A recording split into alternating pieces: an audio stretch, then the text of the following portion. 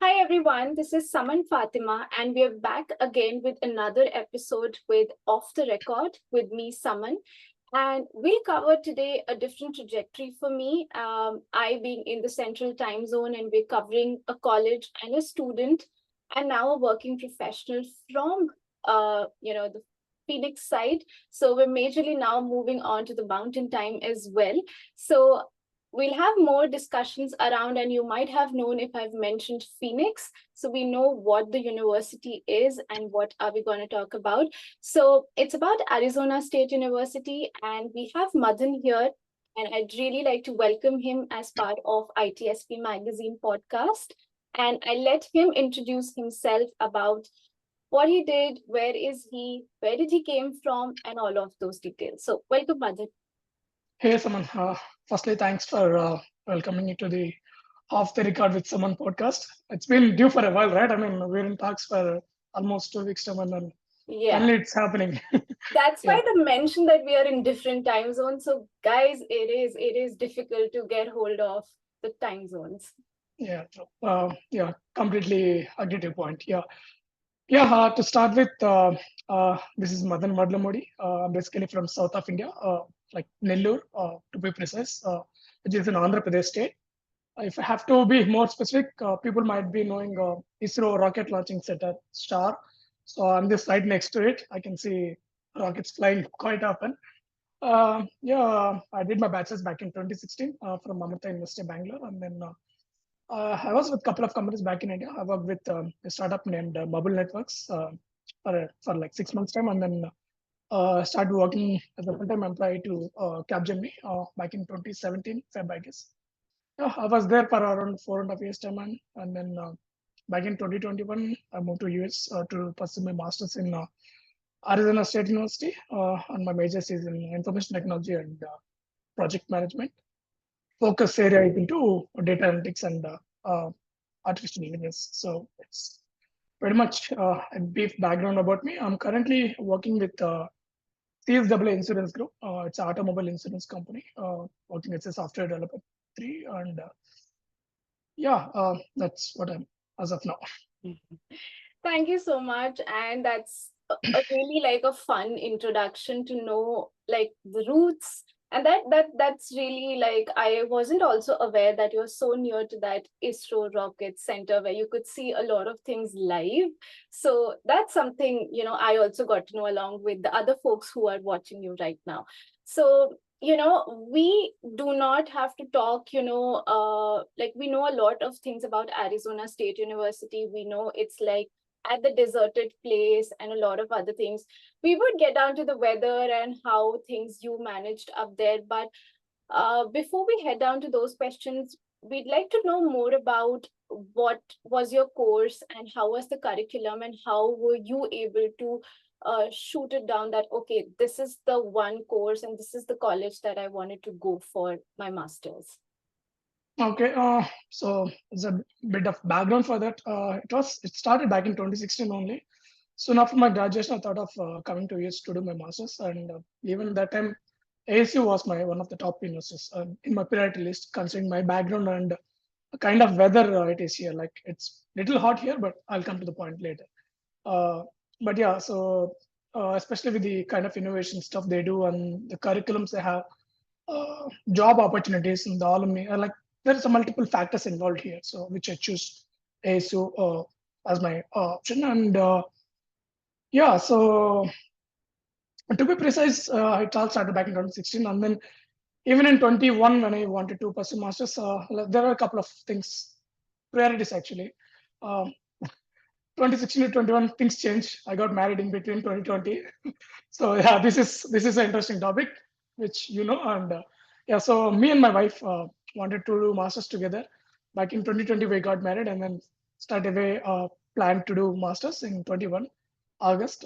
She carries around 4 years of experience, and we're more or less same with professional experience. So the thing is, we have to get into same university. It's a planned one. It's a calculated risk, I would say.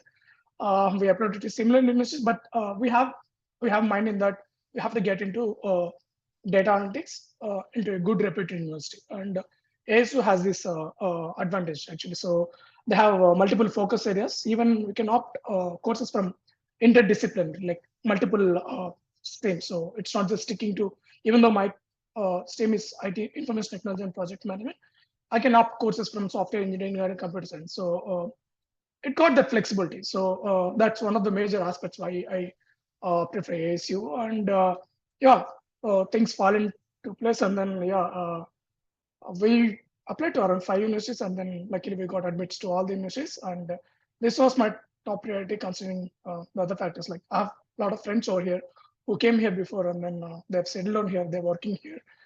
They studied here, so it's kind of a smooth ride for me because I know people already here. So that helped me a bit actually. So that was one of the reasons why I opted to ASU. And yeah, so that's about how I what's the reason behind why I'm choosing ASU.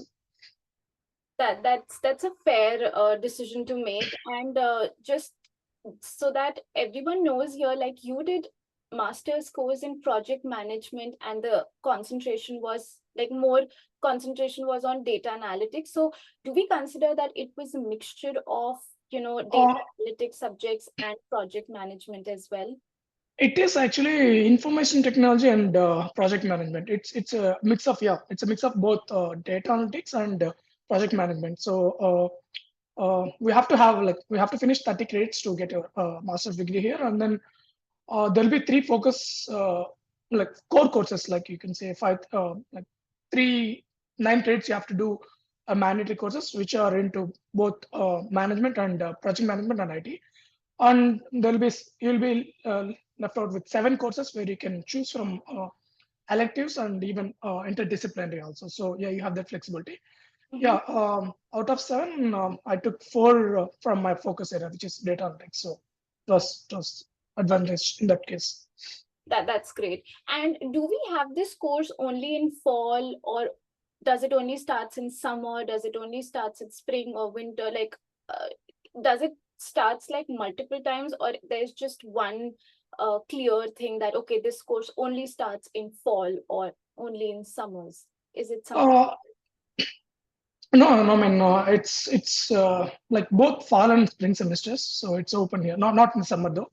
Okay. So you have to, yeah, I mean, like end of the day, it's straight off between you want to come in spring or fall, right? Like so, fall have its advantages, and spring has its own advantages. Like if you want to be eligible for like internships and all, it's better to come in fall semester, so that there's a in USA you have that rule of 9 months.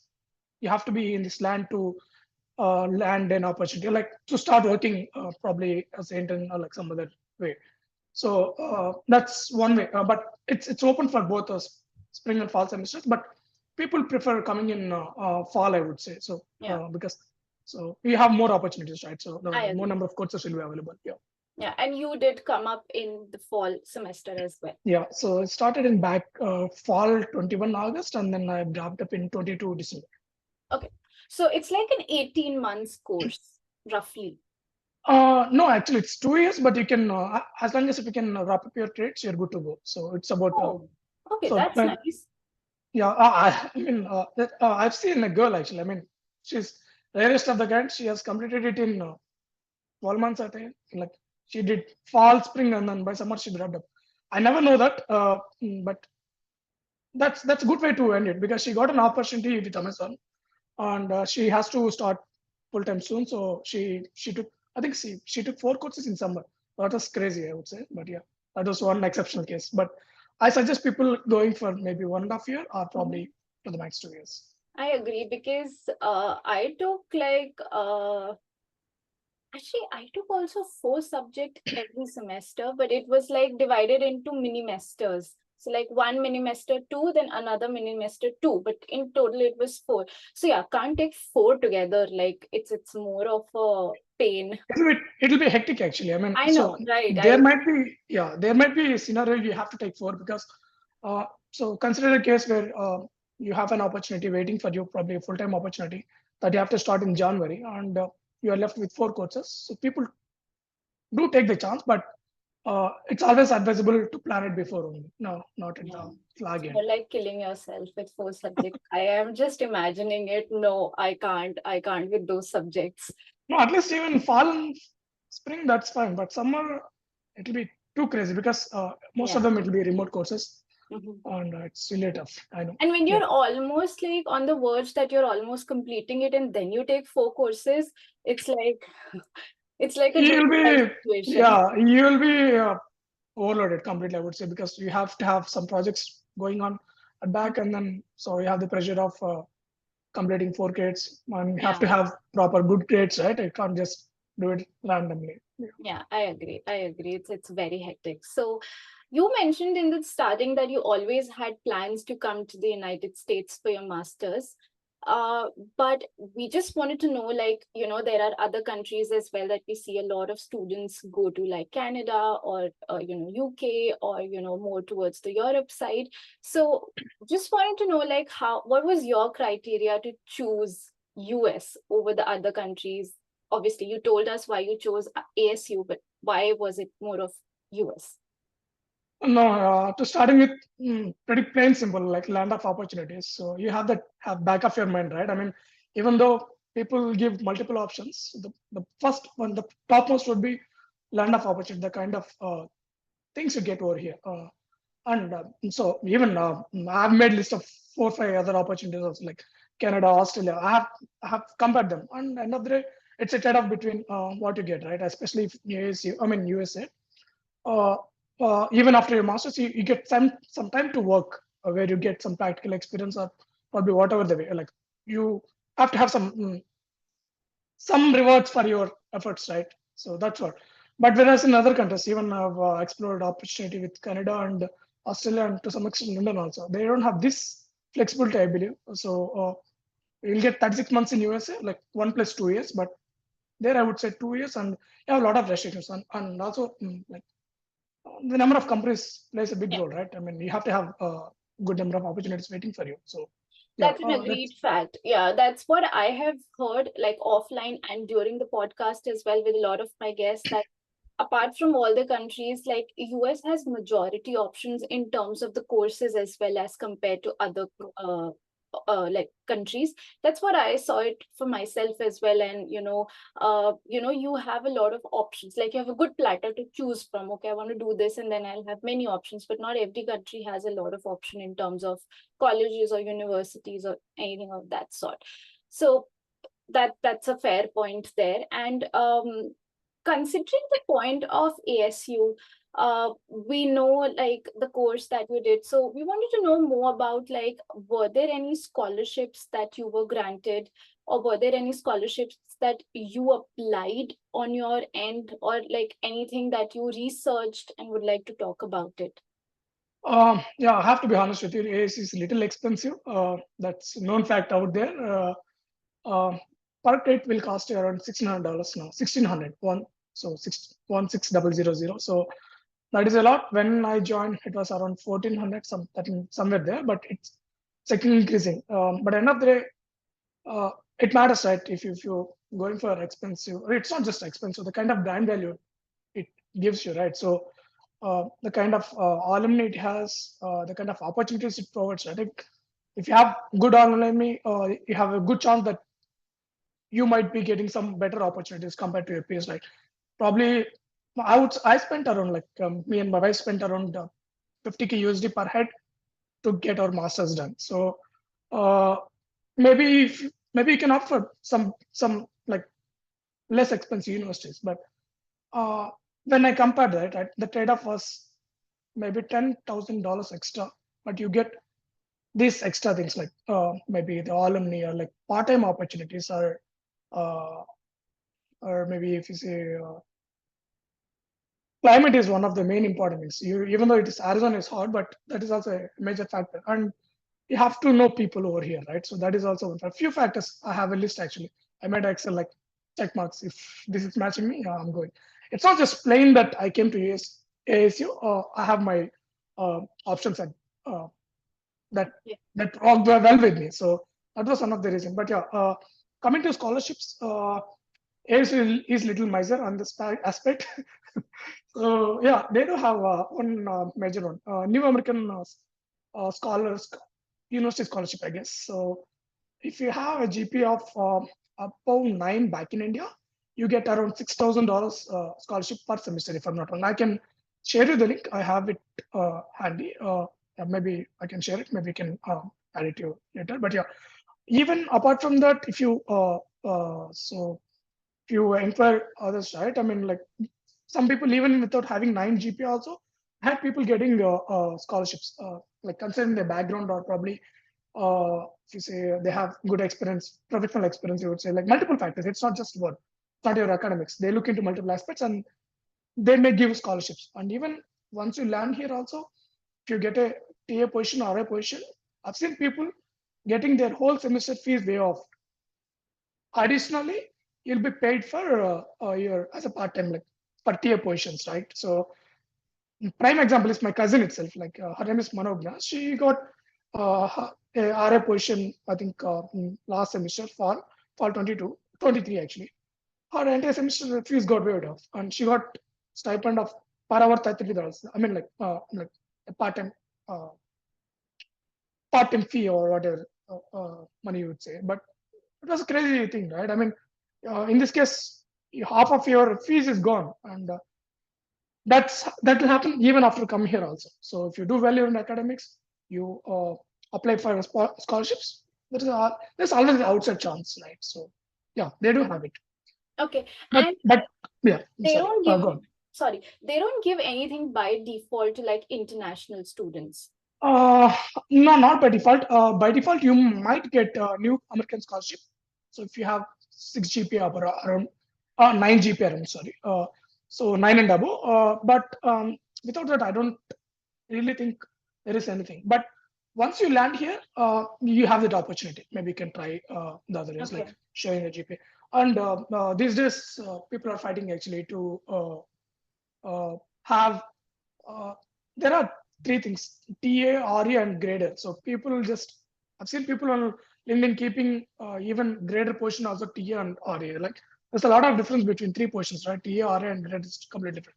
So these just people are asking even for grader portions also to give scholarship or like fee way off. They're trying to get it. So we have the option like once you come here, but default probably new American scholarship. So is the only thing I believe. But yeah, there would be new opportunities coming up. So maybe you can Yeah. check. I'll drop you the link though. Anyway. Sure. Yeah, that would be helpful. We'll have everything linked like below the video as well. But one more question on the scholarship before we move on to the next section is, do we have like certain provisions that, okay, if you get like a certain GPA in your first semester, you get something in your further semesters, or you get like certain waive off, anything of that kind of a provision if ASU has? Uh, Not really sure, but there are plans actually.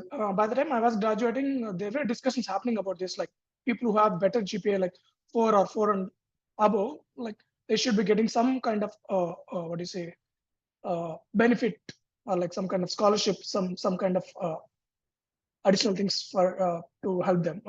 Even I know that you will get probably $2,000. Some kind of benefit will be there if you have more than 4 GPA. That I got in at my last semester. But yeah, but you have to explore on those opportunities. But didn't really look into it. But yeah, so that's one way. Okay, thank you. That's really helpful for anyone actually coming up to ASU, so that they can get their head straight that you'd not get a lot of support. If you like, we are all falling into the series where not everyone has that 9 GPA back in India. So you have to prep up better if you're coming to ASU. So that's a fair point. And next is, can you talk about and in like elaborate the process that you went through with ASU, with your the selection process, starting from filling up the application and what all they needed as part of your application, and how things went by, if there were any interviews or any video submissions, anything like how was it for ASU? With ASU, it's pretty straightforward. But for other universities, there are some video interviews and all used to be there. But I'll talk more about ASU. The thing is, so I applied. I mean, I connected with a I don't say consultancy. He's kind of mentor to me. I still talk to him quite often. His name is Arun. He's from Bangalore actually. He has a LLC. It's called EduTrust. People might know it already. He's quite famous back in Bangalore. So I connected with him for at least for the documentation purpose, not for other things. Anyhow, academics or maybe SOPs, LORs, I have it handy. But so how to proceed and all, we're little confused or maybe in kind of doubtful manner. So since it's just not one, it's two. Like me and my wife has to be doing it together, right? So documentation part we left to him, and then he took care of applications. We provided our SOPs. We refined our SOPs. We didn't rely on anyone. We got our LORs, so we have our experience certificates, everything handy. So just submitted to ASU, and even application was done by our end only. So I think so. These guys back in India, most of the people are probably if you're going to consultancy, end of the day it will reach to Kaplan, if I'm not wrong. So there's one big entity known as Kaplan. Kaplan will connect with ASU and then they'll file your application. So this is a different process, but I got to know it back then only. But yeah, so whoever come to ASU, if they are from consultancy, probably it might be through Kaplan. So that's one way. And yeah, so um, yeah, that's from application purpose perspective. Like you have to upload your docs. You have to submit like some $75, $60. I didn't really remember the number. Like application fee actually. So yeah, and then we have submitted. Took around maybe 1 month time for to get the confirmation. I think we applied by end of Feb, and we had back in the month of April, I guess. Yeah, we have enough time to prepare for visa interviews also. So we got it. So by mid of April, we got to know we both got admits, and then we proceed for the next steps. And even while applying for I-20, right? Yeah, you get your admit, you have to go for I-20, right? So that's where you have to show your funds and all. Mhm. So so that's also one aspect actually. So one of the questions you posted me, right? So it was there. So for I-20s, people show money in the bank accounts.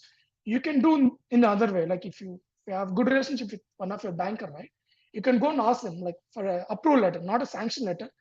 They will provide you so loan approval letter. So that is not that they won't charge you anything for that for sure because I've went through that process. Get that document, probably some 40 lakhs INR or something, and then show it for your I-20. So study will get your I-20 also. Okay, so going back into the process, how many LORs were asked from the university? I think it's three.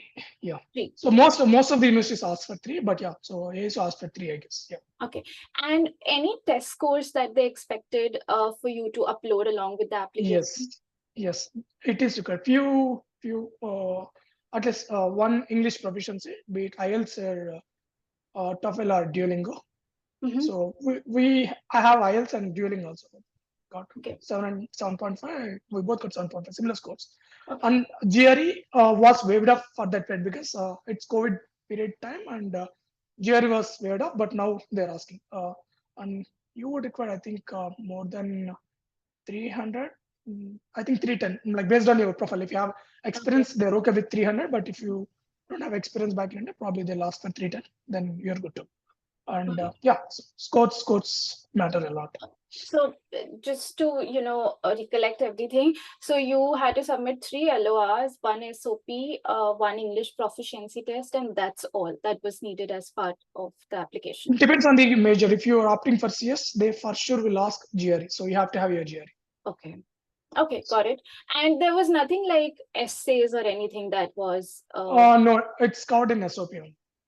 okay, got it. So do you like as part of the SOP, do you get like separate questions as well there that you have to No, you have to tune it, right? I mean, okay, that ways. Okay, got it. so you have to do it. I mean, they may not ask you, but you have to show. SOP is where the place you boast yourself, right? I have done this one, this and all. That's the thing. So irrespective whether they ask you or not, but you have to showcase, no? Yeah, because when I was filling up my application form for my university, so they asked me SOP, LOR, the same test scores and everything, but they also gave us a couple of questions that we had to send out recording us, like a video record for us, and then answering those questions. And they were basically like life questions and you had to answer it and send them back. That was there for other universities. I believe it's for University of Cincinnati had that thing. I know they asked for like video recording, and even Northeastern University also Yeah, asked they that, also I have. believe.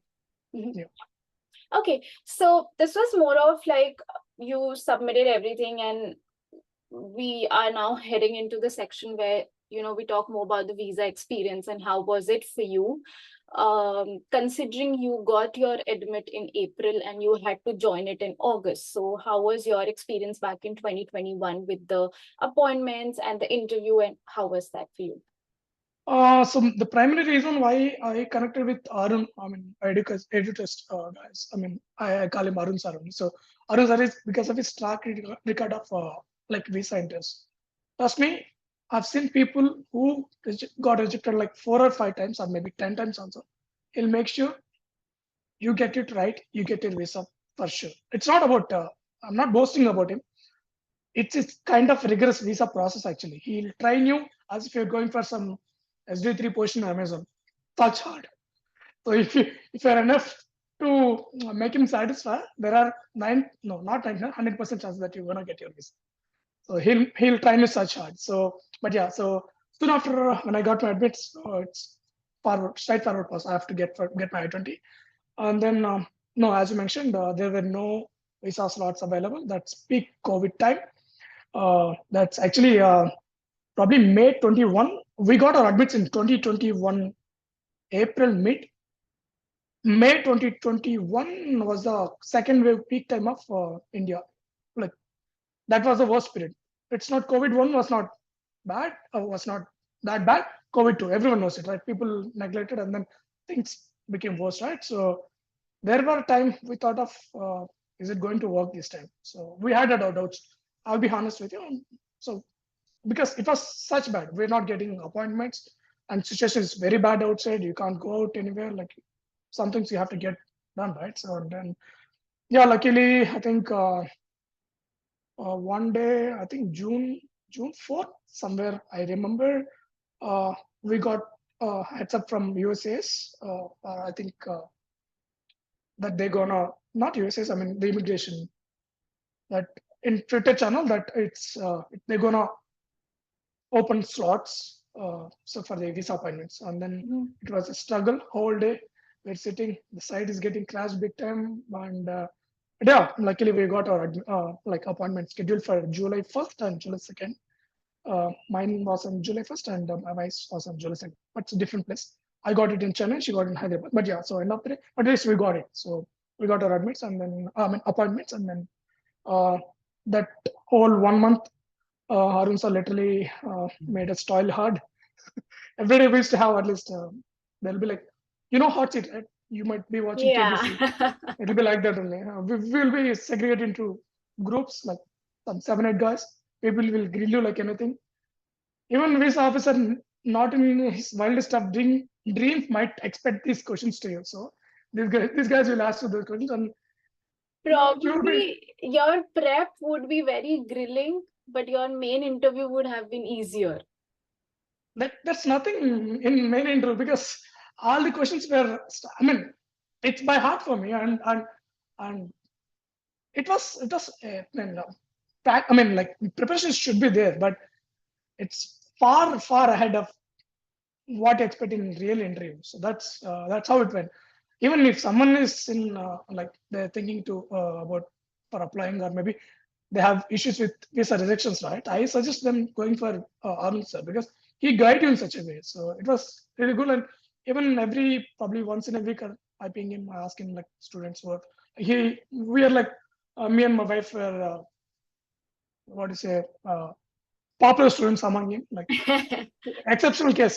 He never sent a couple here, and then when we did, so he was like, he'll show us whenever someone have a difference. There was one different case also. One person, I think he's 55 years old. Okay, he came to masters, not in ASU, in the same batch, only, our batch 21.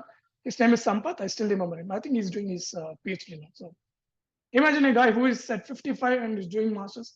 I was like, seriously, yeah, you're, It's amazing. it's amazing. No, I mean, like you got to inspire from such people. Yeah. And like if we may know, like what were the questions specifically targeted on your main visa day interview? Yeah, so like main, it's more generic only about why ASU, like and why USA. I mean, like first main question they asked me, and then they asked me about my curriculum, like what courses I opted in my first semester, because you have to have registered for your courses. Yeah, so like you won't get courses so easily. People are so kind of a uh, fight literally for courses. So you have to know which courses are you opting for a first semester or you plan for a second and third semester also. You have to have that. You're gonna pay $50,000. You have to have a plan ready for that. And, so they asked me about my courses, and that's all. They asked me like a couple of questions about my professional experience, like which company I'm working and how long. Pretty normal, and not many out of box questions. Out of box questions were already explored by my guys. So yeah, it's pretty straightforward. Okay. And so after that, like um how was your like travel plan? Like you started what date was your onboarding day at ASU? And then if you could just let us know how was when you landed in Phoenix, and how were things, how did you manage up the location and everything else? Like how did the first couple of weeks went by? Yeah, so couple of weeks. Make that point. Okay, so that is one of the main aspect actually. So people who are coming to USA, I suggest them to come at least couple of weeks ahead of your class starts. So once you land here, we planned it actually. So my first day of classes is on August 19th, and we landed here on August 4th. I have my place ready for me because I have people over here. Like my friends were here, so they already um, chose a good place for me, and it's all there. And uh, so it was all available for me. And August 4, I landed. Straight away when I came out, it's around 110 degrees. It's around 8 p.m. in Arizona, and it's burning outside. I was like, I'm in a different planet altogether because back in India we don't see sun after 6 p.m. right?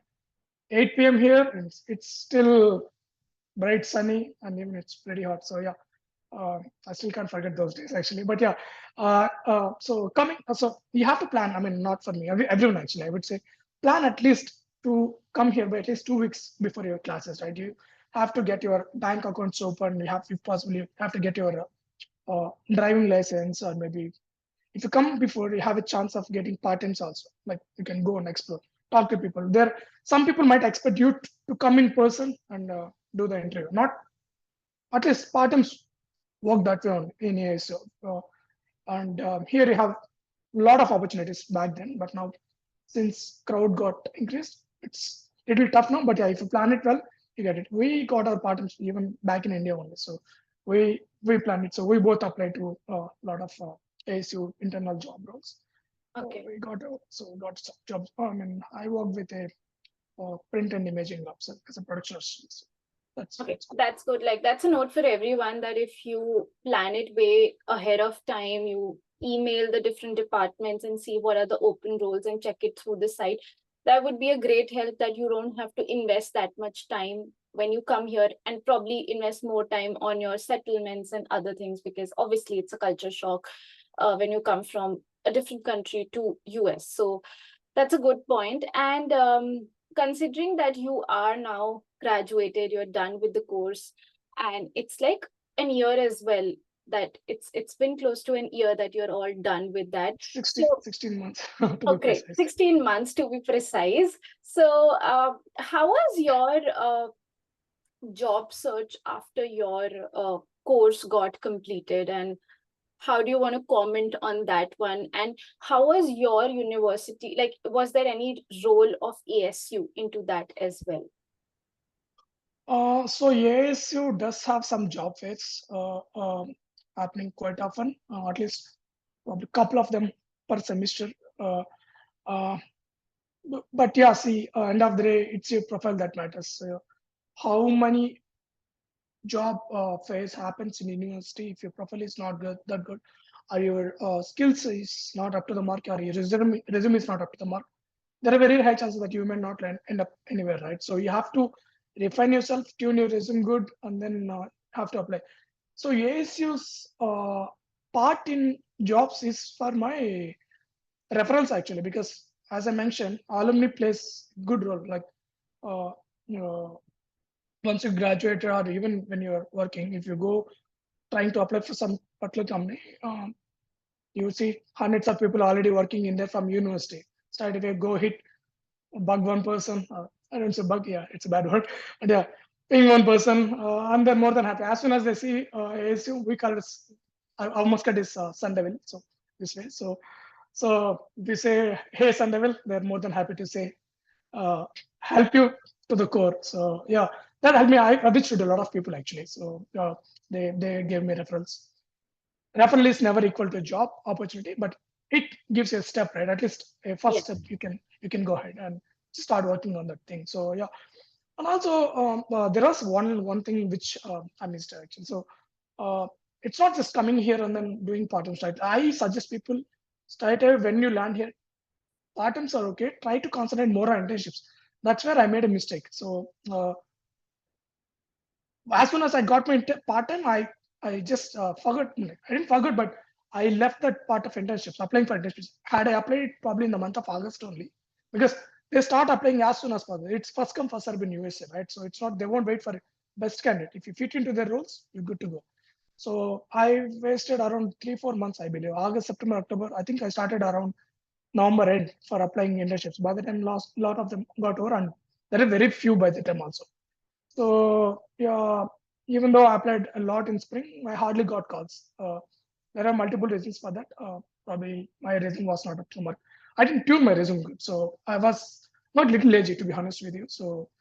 But yeah, but there was a backup plan for me. So I know if I don't get internship, at least we both didn't get internships. We wanted to complete at least one course in summer, so that we'll be getting only 3 in final semester, so that we can wrap up. We have our plan set already. Like we want to graduate by December 22, irrespective of what's at that situation.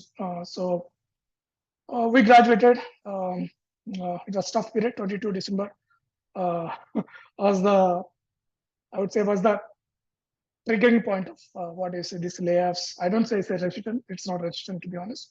Recession is complete shutdown, but it's not recession because banking is in good space. Remain all sectors are in good space except IT. So there are even automobile or maybe electrical. They're good. They're getting good jobs, but only in IT sector you are facing some issues. There are multiple reasons. Maybe companies Yeah.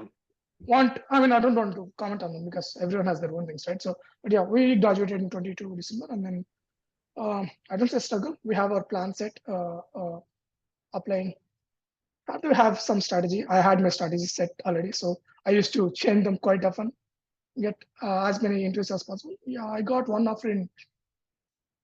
We were, to be honest with you, we were riding against the tide at that time. So because people are getting fired, we are trying for jobs. So imagine the situation. And by Janan, we both got offers, but mine went on to hold, but she got her job.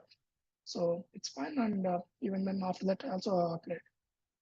Yeah, there was some strategies I followed. So I done. guess the time was bad since 2022 because I came in the fall of 2022, and that's when I was applying for my CPT. And it was really a struggling time. I got it in summer and not in spring. So I agree to that point. It was bad back then, like 2022. 2023 was worse as well. But what we see right now is on a different trajectory altogether. Like uh, everyone has their own strategies. I had my own, and it just used to be adaptive with every change. But still, somehow, this time is not passing by. Like, you still are not getting to that point where we see, okay, there are a lot of positions, people are now getting jobs, but still, we're on to that point that there's still a freeze, there's not much intake in any organizations, and there's some of the other layoffs happening here or there. So we're still into that phase that we're still declining only because I see a lot of my juniors, a lot of folks that reach out to me on LinkedIn, and probably you as well. And everyone's struggling. Like whatsoever, the tricks are somewhere now not working. And 2022 was just like the start of it, that the recession started and we all were into that shell mode. So but it's luckily good for both of you that you people got the jobs more or less like closer to each other, but at least you're into that space that you got it. But the times were really bad. I agree to that point because I was Um, there as well. yeah, so like people who graduated along with me in 22 December, to be honest with you, like some folks are still searching for jobs. I know people are in that phase. Very few got, but yeah, even who got jobs got laid off. And the biggest problem is like happened with Amazon, because ASU from Amazon takes a lot of students from ASU on Northeastern University, UTD. These certain number of universities, they get jobs from Amazon pretty easy, right? Back in 21, 22, a lot of people joined and they got laid off in 23. So they are also into the pool. They are also into the market. They have good experience compared to probably me or maybe some kind of fresher who into the market now, right? So, but yeah, it was tough. But yeah, and also like someone, if someone say that they're not able to get jobs, they're not able to get more interviews. It's more towards their approach actually. If I talk about, see, I see people spending a lot of time on LinkedIn. There is a funny thing, right? Some kind of random recruiter might say, keep like type interested in a chat box, in the comment section. You're gonna get something out of you. How's that even possible? So, and people are filling. I mean, I could see hundreds of comments on that. I mean, interested just doesn't give you any job. Pretty basic thing, right? You have to go and apply. Some random, I don't even, his profile is not at all even complete, that particular recruiter. So I don't, I mean, maybe hard word I would say. I don't apply from LinkedIn. LinkedIn is, I would say around 70 to 80% jobs on LinkedIn are fake. They're not at all existing, to be honest with you. Most of them were posted by consultancies to lure people into their consultancy. So uh, what I do, well, like my strategies was to apply from Glassdoor. So Glassdoor, as you can apply from there. Even I suggest to my juniors also, like apply from there. It's because the number of jobs are very less in Glassdoor, but they're genuine jobs.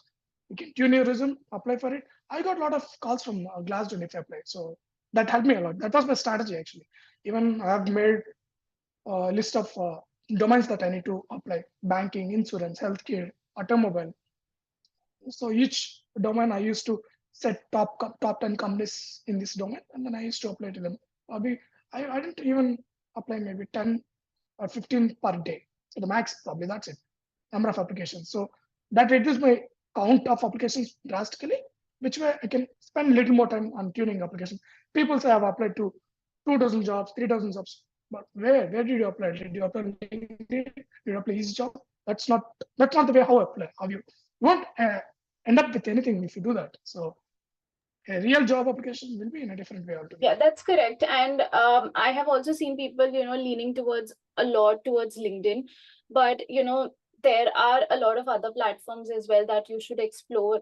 Probably, uh, also going through the main websites of like the career sites of all the organizations and directly go there, get a referral, or probably apply from there directly, and then touch base with who is the recruiter from the same organization on LinkedIn, probably, but just not one source, like making LinkedIn as the one source. I'll tell you how what was the what was my approach actually. I had my domains listed. So 7 days a week, 1 day, one domain, take a company, check at least. I only have probably one or two jobs in each career space. So if you go through Glassdoor, right, you hardly see probably one or two to the max. You won't see beyond that. Okay, that company, uh, pull out that company name in the LinkedIn, check out people, set like try to reach out recruiters or maybe your alumni. Use LinkedIn for connections, not for applications. I mean, like if you want to apply it through Glassdoor or some other ways. I mean, even career page. So the advantage with Glassdoor is that it guide you to career page only instead of, there are few apply quick something is there, but most of them will land up you to career space, so that if the position is not there, that's what we're going to do. But whereas in case of LinkedIn, right, anyone can, you or me also can post a job. Technically, we don't have anything. So that's what happening. So it's just where people are literally wasting time actually, others' time. So which is not good, and people are not able to catch that point here. So Yeah, they're gonna and waste enough time. just to like mention the point, I guess the same strategies would have worked years back, but now the times are different. Now the pool has increased. Like there are a lot of folks who are unemployed, and then every year the fresh graduates are adding up to that pool. So, you need to change up your strategies. You need to, get out, in a more organic way, like career side, or maybe in-person career fairs, or through referrals, or through some summits, like local meetups that you attend, and then you touch base with folks. Anything, but just not sticking to one platform. That may have worked before, but now I don't think so would work. Yeah, completely agree with you. So strategies won't will be evolving every time. You have to change. You have to come up with new strategies. One, if one is working for you, may not work for the other person. But yeah, you have to build on your own ideas, right? So, but yeah, I, Yeah.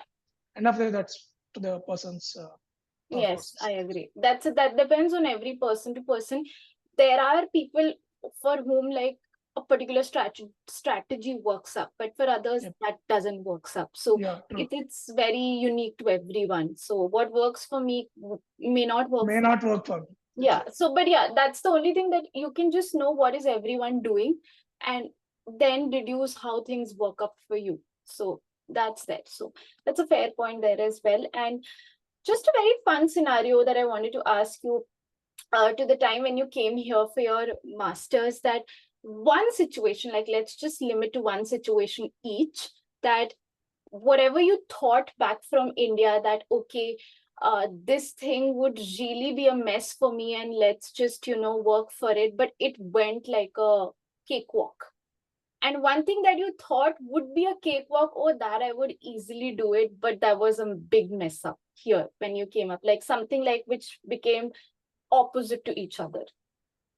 I'll talk about messing up things actually. I mean, like, so internship was one thing. So I thought it would be a cakewalk for me because the kind of experience I have, like I'm carrying some bit of experience, right? So I think it's around 5 years if I'm not wrong. So when I joined the masters, so I thought it will be cakewalk for me, but things went upside down. Didn't work out. But even in that case, I have my backup plan ready for me. So if things go well, I'll go for industry. If not, I'll do one course so that my coursework will be easy for my third semester, so that I can wrap up in December 22. And not in India, but here, right? When I graduated, I thought that I won't be getting jobs so easily.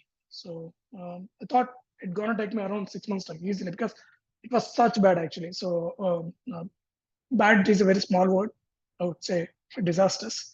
Yeah. Uh, uh, Couple of months, proper strategy every day, having a proper routines like wake up, uh, go for a walk, or take coffee or whatever you like, and then apply, study for some time, talk to people. Probably I'll hit gym most of them every day, or I'll play badminton. So routine was set. I know it's just around the corner, but there was always this doubts right in your mind whether is going right or not. Until end of the day, you get that offer. Yeah, it's yes. You won't be knowing, right? So I thought probably December when we graduated, like it's not going to be. We're not going to be in a good place for next few months.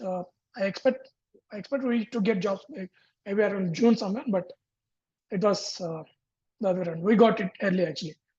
I thought the struggle would be even more harder, but yeah, uh, I don't know whether I'm lucky, whether things worked out, whatever. But at the end of the day, No, it's it was it's good. I guess what I've heard so far about your journey, and what everyone would think as well. See, it's always a mixture of luck and hard work. And we see the hard work, like everyone does that, but it's just, the times, that are not good, or that do not work fine for you. So it's just the both, because without hard work, I don't think so you get anywhere actually. So that I could see with all the conversations that we did, that was there, and obviously there was a bit of luck factor as well. So hard works. I mean, I don't know. I mean, like people generalize it with hard work, but I would say have a proper routine. Like if you have a proper routine, things will fall into place eventually. People say, people talk about doing things out of box, or like, why to have out of the box things? Just keep everything in your box only. So, like, pretty normal thing, right? I mean, have to, if your body is fresh, your mind will be in good space. I used to get rejections like like every day, the day before I apply 10 jobs. The very next day I used to get rejection. I was like, it's okay, fine. Uh, I used to search for any feedback in those rejections. I used to take those advantages, right? So uh, there was one more strategy. Like every Monday, I don't know whether people know it or not. LinkedIn has 150 limit count for sending invitations, right? So by Monday afternoon, my 150 will get over. So every week Same. before a week only, my I know whom I have to send up. I mean the connection request, because recruiters all on me. So I have my list ready, sent it. By probably 2 days or 3 days time, I hardly used to get at least 10 or 15 requests accepted, and probably one or two people will be replying back. That's all I need. I'm more than happy because someone is help reaching you, right? It's not just job. They may guide you to some other place. Some folks, right? A couple of folks from, I think, FactSet, CVS, I think Discover. These recruiters really helped me. I mean, like, it's not just job. They told me how can I approach. So that is also one thing, right? I mean, there was failure, but there is success in that failure also. Use that thing as your tool. Like Yeah. that's one thing. I know it's a difficult time emotionally. It depends on how you cope up with it. But I just want to say, like, there's no other option. Like, you can't cry on it every day. You have to get stronger. And that's what I've learned from this country. Like, it does make you that you have to, hustle every day, like for everything, for anything. So if one day you just sit and cry, it won't come back to you. Like, if crying would have helped, I would have gotten zillions of offers. Like, I can say it out and loud right now, but that will not help you. You have to get up every day and you have to be consistent with your routine. And that's where your hard work pays off. That, okay, you have been consistent and you have been doing it every day. Someday it would come back to you, but not crying or cribbing or ranting would help. Exactly. I mean, like, crying doesn't take you anywhere. Like, rather than wasting time and crying, use the crying period to apply for a job or like learn something, right? Do something. Go. Maybe I'm boasting myself, but yeah. So my step count used to be 15,000 or 20,000 while I was applying jobs. Daily step count. It used Nice. to be that crazy, right? Every day Yeah. morning 1 hour, every day evening 1 hour. I used to talk to people that time. My walking period is like there's something, a walk and talk I do. So there is a meeting, I do it through cars, through like walking only, right? And that helped me to set my routines also. And as you mentioned, hustle every day. So when you sent me this questionnaire, right, I made my notes like what to talk. One of my point is that only in a land of opportunities, infinite opportunities, I would say, you have to hustle every day to move to the next level. Things won't come to you. They won't keep you in a platter. You have to go and fetch that. It is there. It is available right in front of you. Go and grab it, but put your effort. Grabbing that thing is, it shows your efforts, right? So you have to go and get that thing. I agree. And couple of quotes that really make sense for, when you leave your own country and come to a new one. And, when you have to study, you have to cook, you have to clean, you have to search for a job, and then other things also have to fall in picture. It just looks glittery from outside, but, we are working for it every day. Like, for example, right now we're sitting off our work hours, like in between our work hours, I would say. And we're doing this just because we could also help the community back. And this is how you fit in a lot of new things in your routine as well. So that's what I have felt, and what I guess everyone has come here and talked as well, that you know this country really teaches you a lot, and you become that positive, and from all those struggling periods, and then you know the value of what you have gotten, and that's the opportunity and everything. Completely. This country is built on a basic moral, actually. Survival of the fittest. If you're strong enough, you're going to survive here.